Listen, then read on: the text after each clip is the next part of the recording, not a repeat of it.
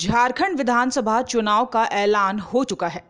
5 चरणों में विधानसभा चुनाव होने वाले हैं।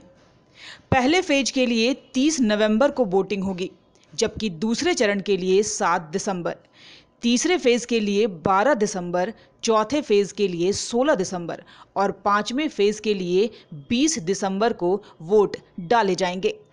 23 दिसंबर को मतगणना होगी और चुनाव के नतीजे घोषित किए जाएंगे।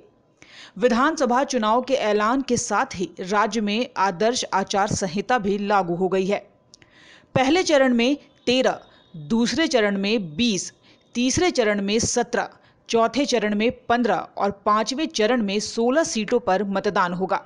बता दें कि यह चुनाव भी पूरी तरह से 2014 के चुनाव के तर्ज पर ही है, बस तारीख अलग है। 2014 में भी 5 चरणों में चुनाव संपन्न हुआ था। वहीं विपक्ष इस बात से खुश नहीं है। विपक्ष का कहना है कि जब महाराष्ट्र में ज्यादा सीटें होने पर एक चरण में चुनाव संपन्न हो सकता है, तो झारखंड में आखिर क्यों 5 चरण में चुनाव कराया जा रहा है। कांग्रेस और जेएमएम लगातार एक चरण में चुनाव कराने की मांग कर रहा था, लेकिन सत्ता पक्ष के अनुसार झारखंड के कई क्षेत्र नक्सल प्रभावित हैं, इसलिए वह लगातार 5 चरण में चुनाव कराने की मांग कर रहा था।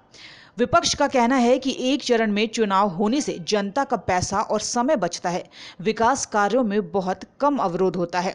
वहीं चुनाव आयोग की तारीखों के ऐलान के साथ यह तय हो गया है कि झारखंड में नक्सलवाद चरम पर है और उससे 19 जिले प्रभावित हैं।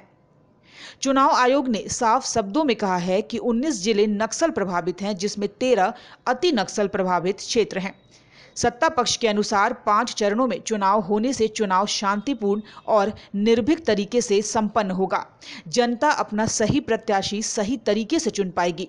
इसलिए चुनाव आयोग के फैसले का सत्ता पक्ष ने स्वागत किया है और कहा है कि चुनाव आयोग ने जो भी निर्णय लिया है वह बिल्कुल सही लिया है। हालांकि चुनाव को लेकर अब सभी पार्टियों ने कमर कस ली है। प्रशासन भी अब मुस्तैद दिख रहा है। अब देखना यह होगा कि किसका सिक्का इस चुनाव में चल निकलता है।